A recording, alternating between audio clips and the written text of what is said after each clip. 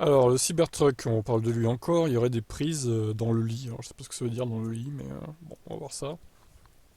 Donc, le delivery event, 30 novembre. Ça, c'est ok, on le sait déjà. Selon la vidéo que vous pouvez retrouver en bas de cet article, le Cybertruck sera équipé d'un ensemble de 3 prises de courant, une prise de 220 volts et deux prises de 110 volts.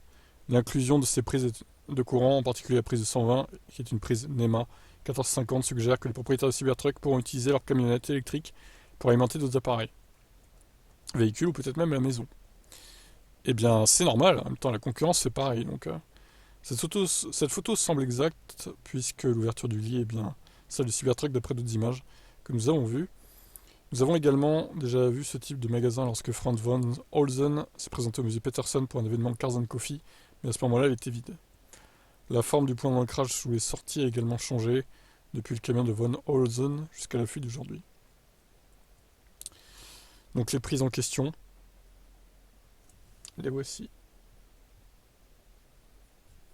Donc les petites prises 110 volts, et la plus grosse c'est 220, tout simplement. La vidéo compare également les mesures divulguées du Cybertruck à celles d'autres camionnettes du marché telles que le Rivian R1T, Ford F-150 Lightning et le Hummer EV. Ces comparaisons indiquent que le Cybertruck se rapproche d'un pick-up pleine grandeur. Une information divulguée qui a soulevé certaines questions concerne le poids vide, qui selon l'initié serait de 6670 livres pour le double moteur et de 6890 pour le trimoteur. Musk a précédemment déclaré qu'il pèserait environ 7000 livres. Selon la configuration, de sorte qu'une partie semble exacte, mais seule une différence de 220 livres entre les variantes dual et trimotor semble faible. Bon, après, les moteurs, ils sont pas forcément très très lourds, je pense. Ça me semble pas déconnant. Après, oui, si par contre, s'il y a une capacité de batterie plus élevée, ça paraît peu.